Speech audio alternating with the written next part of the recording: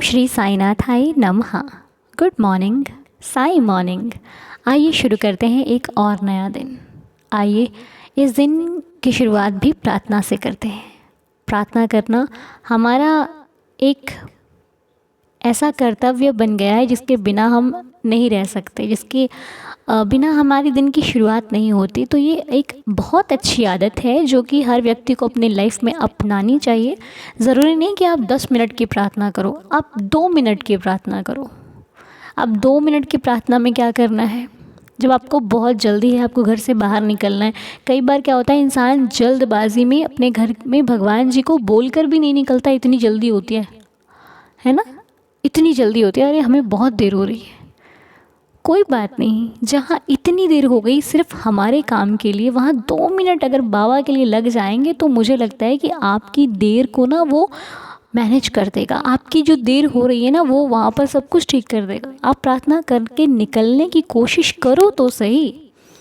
एक बार ऐसे ही हुआ था, पता है, हमें कहीं जाना था, बहुत ज़रूरी काम था हमारा। तो हमारी एक आदत है कि हम जब भी घर से बाहर निकलते हैं तो बिना बाबा को बोले हुए नहीं निकलते। जब तक हम 11 वचन पढ़ के माथे पर ऊदी ना लगा लें, हम घर से कहीं बाहर नहीं जाते। ये हमारी लाइफ का एक रूल है ना? नहीं 11 वचन पढ़ते तो ऊदी लगाकर और बाबा को ये बोलकर निकलते, देवा चलिए, देवा हम चल रहे हैं, है ना? वरना 11 वचन तो पढ़ते पढ़ते, लेकिन कभी बहुत ही ज़्यादा जल्दी हुई तो प्रभु चलिए हम चल रहे हैं, बहुत देर हो गई है, तो उनको बिना कहे घर से बाहर हम नहीं निकलते। लेकिन एक दिन क्या हुआ, ये बहुत समय पहले की बात आपको बता रही हूँ मैं।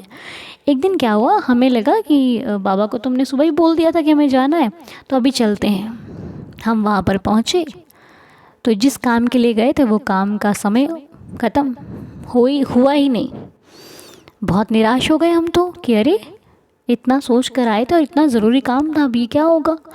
तो वही काम हमारा हफ्ते भर के लिए मतलब होगा ही नहीं, ऐसा पता लग गया कि भाई हफ्ते तक ये काम नहीं हो पाएगा, उसके बाद ही आप आइएगा। अब मन हो गया निराश, अब करें तो क्या करें। तो फिर अपने आप से मन में याद आता है कि आज बाबा को बोलकर नहीं निकले थे, इसीलिए हमें ये सब देखना पड़ा। तो मतलब मन में आ गया कि हमारी गलती है, तो हमें ये सज़ा मिली है कि हमें बाबा को कह के आना चाहिए था। अब यहाँ पर कुछ लोग ये कहेंगे कि बाबा नाराज़ होते हैं। बाबा नाराज़ नहीं होते, लेकिन जो रूटीन आपने अपने भगवान के साथ बना रखा है उसे आप फॉलो नहीं करोगे तो बनाया ही क्यों? ये महत्व रखती है बात। वो आपको ये याद दिला रहे हैं कि तू मेरे से बात करके नहीं गया, ये वो अपना रिश्ता निभा रहा है। अब मान लो कोई व्यक्ति आपको रोज़ आपके साथ बैठता उठता बात करता, आपसे कोई बात शेयर करता है और अचानक वो व्यक्ति बंद कर दे, तो आपको कैसा लगेगा? गुस्सा आएगा ना कि मतलब तुम ऐसे तो हमें पूछते हो और आज तुम ऐसी बात हो गई तो तुमने हमें याद ही नहीं किया, तो गुस्सा तो आता है। तो फिर आप जब भगवान से रिश्ता बनाते हो ना, तो वो भी आपसे रिश्ता निभाते हैं। अब वो मतलब कुछ भी नहीं कर सकता आपके साथ, आपको डांट नहीं सकता, आपको संकेत भी नहीं दे सकता।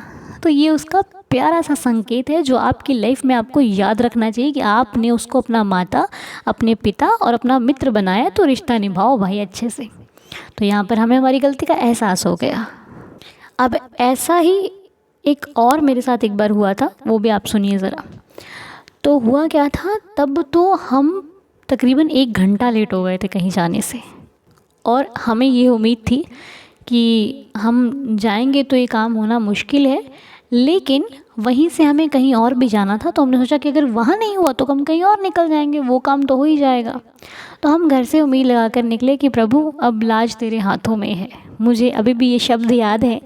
लेकिन निकलने से पहले हम सब लोग बोल रहे कि देर हो गई है, तो हमने कहा चलो अब देर तो हो ही गई है तो बाबा से एक बार बातचीत करके निकलते। हमने बाबा से बोला कि बाबा लाज आपके हाथों में है, अब आप संभाल लीजिएगा।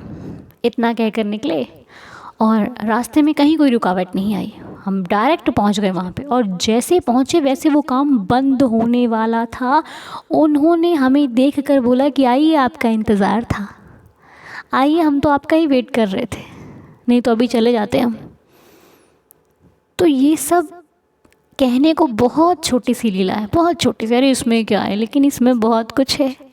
फील करने वाले के लिए बहुत कुछ है, ना करने वाले के लिए तो कुछ भी नहीं है, जस्ट हो गया ठीक है।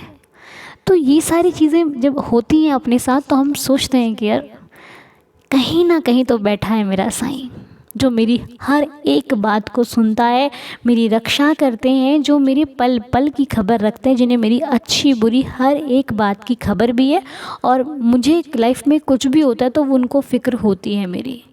तो ये सारी चीज़ें बाबा आपके साथ करते हैं, और बाबा ये दिखाने के लिए करते हैं कि उन्हें आपकी कितनी परवाह है, तो आप भी उस रिश्ते को निभाइए, है ना।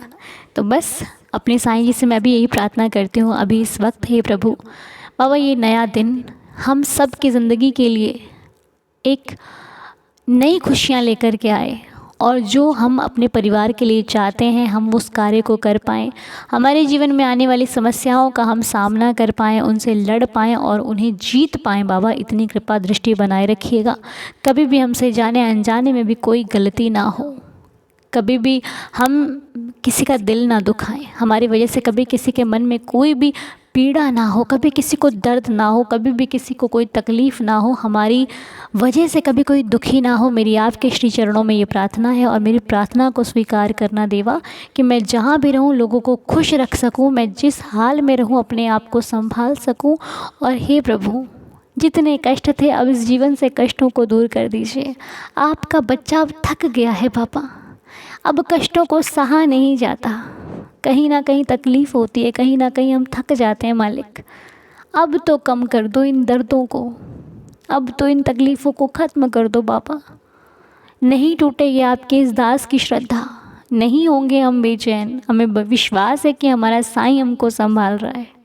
छोटी छोटी प्रॉब्लम्स तो झेल लेंगे बाबा, पर बड़ी बड़ी समस्याओं का सामना करने में कहीं ना कहीं टूट जाता है आपका ये भक्त। आप समस्याओं को ख़त्म करके इस जीवन में खुशहाली भर दीजिए मेरे मालिक। आप स्वयं आ जाइए ना इस जीवन में, तो ये सारी समस्याएं चली जाएंगी। और हाँ, मुझसे जीवन में बहुत सारी गलतियां भी हुई होंगी, उस हर एक गलती के लिए मैं अपने साईं से क्षमा मांगती हूँ कि बाबा जो गलतियाँ मुझे बिना जाने हो गई हैं, मैं उस हर गलती के लिए आपसे क्षमा चाहती हूँ कि मुझे माफ़ करना और रहम नज़र करना, दया करना, मेरी श्रद्धा की लाज रखना बाबा। तो आज हम जो एक्सपीरियंस शेयर करने जा रहे हैं वो सुमिता आचार्य जी का है, जो कि उड़ीसा से हैं। तो सुमिता जी का मैसेज ये है। सुमिता जी लिखती हैं कि ओम साई राम अनु जी, साई राम सुमिता जी, मैं सुमिता आचार्य उड़ीसा से। वैसे तो बहुत सारी लीला बाबा की मेरे साथ हुई है, पर अभी हाल फिलहाल में एक लीला हमारे साथ हुई जो मैं आपके साथ शेयर कर रही हूँ। कुछ दिनों पहले हम अपने घर एक पैरट लेकर आए थे, क्योंकि मेरी बेटी रिया को जानवरों से बहुत प्यार और लगाव है, लेकिन कुछ हमारे ही लापरवाही से उस पैरट की वो पैरट नहीं रहा। मेरी बेटी बहुत रोई, तब से 1 साल 2 साल बीत गए। हम कोशिश कर रहे थे कि एक और पैरट लाने की, लेकिन मिल नहीं रहा था। बाबा से बहुत बार प्रेयर कर रही थी, क्योंकि मेरी बेटी उसको याद करके रोती थी। एक दिन बाबा का जैसे बहुत बड़ा चमत्कार हुआ। गुरुवार का दिन था, मैं सुबह सुबह बाबा की आरती कर रही थी और हमारे अंगना में एक पैरट आकर बैठा, जैसे बाबा ने ही हमारी बेटी के लिए उसे भेजा हो। थैंक यू सो मच बाबा। और मेरे हस्बैंड गौरव आचार्य के बारे में तो मैं लिखना नहीं भूल सकती, कितनी बार बाबा ने उन्हें बड़ी बड़ी बीमारी से बचाया है। थैंक यू बाबा, thank you Sai Didar family, and thank you Sumita ji. बहुत प्यारी लीला आपने हमारे सबके साथ शेयर करी है। तो गलतियाँ, वही बात है ना कि गलतियाँ तो हमसे हो ही जाती हैं। हम चाहे कितनी कोशिश करें कि नहीं कोई गलती नहीं होगी, लेकिन हम कभी कभी जानकर कोई गलती नहीं करते, वो अनजाने में ही ऐसी गलती हो जाती है जिसका हमें खुद पछतावा होता है कि हमने बहुत गलत किया, ऐसा हमें नहीं करना चाहिए था। तो सुमिता जी की जो लीला है वो आपको समझ में तो आ गई होगी। पहले सुमिता जी अपने घर में ना एक पैरट लेकर आई थी, तोता अपने घर पे लेकर आई, तो घर पे रखा उन्होंने और किसी गलती की वजह से वो तोता नहीं रहा उनके घर पर। अब बच्चों का तो लगाव होता ही है। बच्चे तो दिल के इतने प्यारे होते हैं कि बच्चों की हम तुलना ही नहीं कर सकते। उन्हें तो सब कुछ प्यारा लगता है और वो चाहते हैं कि जो ये बर्ड्स हैं या फिर जो भी है उनसे वो बहुत प्यार करते हैं, क्योंकि बच्चों का लगाव ही कुछ ऐसा होता है। तो उनकी बिटिया जो है वो रोने लग गई, बहुत रोई। लेकिन अब गलती जब माता पिता से हो जाती है तो फिर वो सुधारने भी उन्हीं का काम होता है, और जब वो अपने भगवान पर आश्रित होते हैं तो वो भगवान का काम भी बन जाता है। तो बस 1-2 साल बीत गए। इन्होंने कोशिश की कि हम एक दूसरा ले आएंगे, पर मिल ही नहीं रहा था। होता है कभी कभी ऐसा कि हम जिस चीज़ को बहुत चाहते हैं वो चीज़ हमें मिल नहीं पाती, तो मिल नहीं रहा था। लेकिन एक दिन गुरुवार का दिन था और सुबह सुबह सुमिता जी आरती कर रही थी और उनके आंगन में कहीं से एक पैरट आ गया, अपने आप ही आ गया। लो जी, साईं जी ने बच्चे को रोते हुए देख नहीं पाए तो बाबा ने उस बच्चे की इच्छा को पूरी करी। बाबा बहुत दयालु हैं, बाबा बहुत सुनते हैं। इसमें कोई भी शंका वाली बात नहीं है कि साईं जी को हमारी बातें पता नहीं चलती या फिर बाबा सुनते नहीं हैं या फिर बाबा हमसे प्यार नहीं करते। ऐसा तो बिल्कुल भी नहीं है।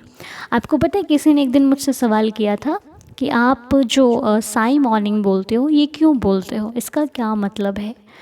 तो डियर, मतलब हम हर चीज़ में देखते हैं, लेकिन साईं के काम में हम कभी मतलब नहीं देखते। हमें तो जो अच्छा लगता है हम वो करते हैं। लेकिन आपने पूछा है तो मैं अपने अनुभव से बता देती हूँ कि जब हम कहते हैं कि गुड मॉर्निंग साईं मॉर्निंग, तो हमारी मॉर्निंग गुड तभी होती है जब उसमें साईं आते हैं।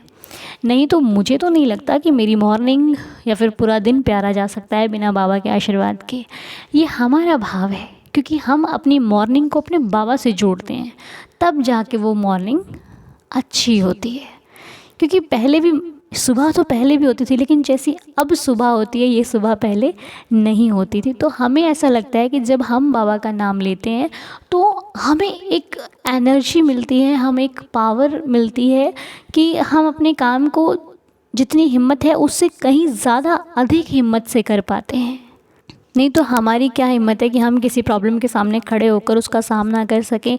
हमारी क्या हिम्मत है कि हम बड़े बड़े काम को एक झटके में ले लें और चलो भैया हो गया काम। हम नहीं कर सकते। हम तो बाबा पर आधारित हैं, और जब से ये जीवन साईं के चरणों में लगा दिया है तब से ना तो कोई परेशानी का अनुभव होता है और ना ये लगता है कि हम हार जाएंगे। हमें हमेशा ये लगता है कि बाबा संभाल लेंगे।